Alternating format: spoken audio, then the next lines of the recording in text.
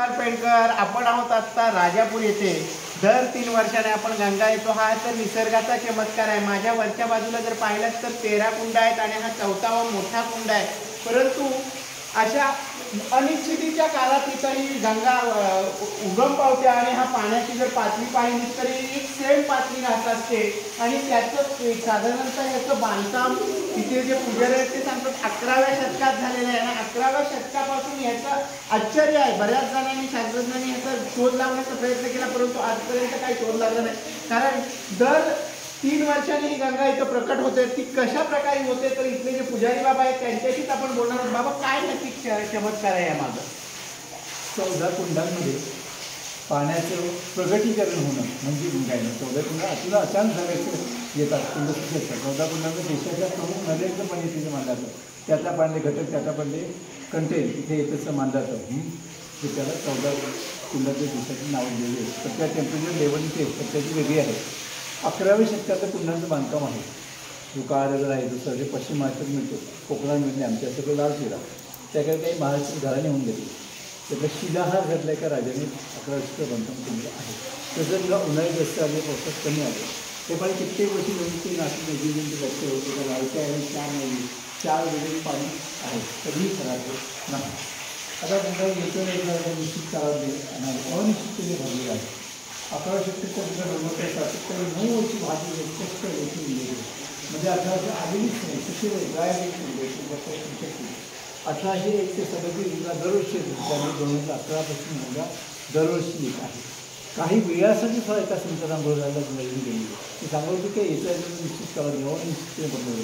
हा सगळा भाग डोंगरावर आहे, पाणी येणंच कठीण आहे। ते आठवणीत पाणी येतं। पहिला झाला जो आहे तो तुम्ही बघितला की मूळ गंगा म्हणतात। मूळ गंगा का म्हटलं जातं तर वडाच्या मुळाजवळ येतो म्हणून आणि जेव्हा कधी प्रगट जातो मूळ सुद्धा प्रगट जातो तिला मूळ गंगा म्हणतात। त्यानंतर सूर्य प्रगत वरचं कुंड आहे बांधलेलं देवाचं तुम्ही बरोबर तर त्या शिलाराची गाज म्हणतात सूर्यकुंड होते मग त्याने पण त्याला आपली तो आहे आठवण राहायला त्या सूर्यकुंड दिलेलं आहे। ते पलीकडचं कुंड बाणकुंड बाणगंगा आहे।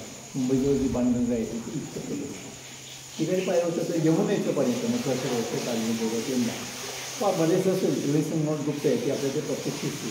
त्यामुळे नर्मदा परिक्रमेकडे गेल्यानंतर बरेचशी 7 नंबर केंद्र म्हणून मोठी दुसरी मुद्द्याचे नवीन नाशिकची गोदावरी कर्नाटक कावेरी मीनाक्षी येते काशी सांगली कृष्णावाणी अग्नी भीमा चंद्रभागा आणि काशी बनार वाराणसी परिक्रम येते म्हणून इथे काशी कुंड म्हणतात। दक्षिण काशीचा हा सगळा भाग बोलला जातो म्हणून गंगामध्ये येते म्हणून तीर्थदान इथे केलं जातं म्हणून ब्राह्मणचं स्नान येतं म्हणून तेथील कुठे देवता आहे त्या प्रत्येकाला पण काशी स्नान करतो म्हणून या काशी कुंडाला आम्ही सगळं म्हणतो आणि सर्वात श्रेष्ठ पाणी काशी कुंड म्हणून इथलं पाणी भरून येत लोक तीर्थून भरून येतात।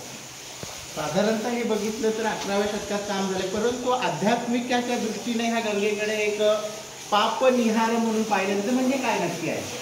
म्हणजे जे काय आपण जन्म आल्यापासून आपल्याला पाप होतो ते पाप निहार नाही। गंगा सगळं वाईट गोष्टी सामावून घेते चांगल्या गोष्टी देत असते म्हणून ती पाप निहार होते। तर तिच्यावर सगळा कचरा येतो संतांचे कसं सगळं दुर्गुण म्हणून येत असतात सुधारून जात असतात तसे सगळे दुर्गुण घालवणे लोक येत असतात ते आपले चांगले गुण देत असते आणि पुन्हा चांगलं वागण्याच्या आयुष्यात जगण्याची ते सांगायचं।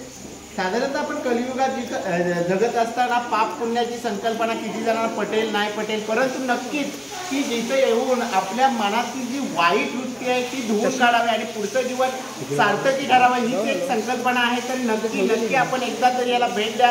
दर 3 वर्षात ही गंगा प्रकट होते। ही राजापूर येथे होते रत्नागिरीमध्ये। तर नक्की जरूर या पेडकर। धन्यवाद पेडकर।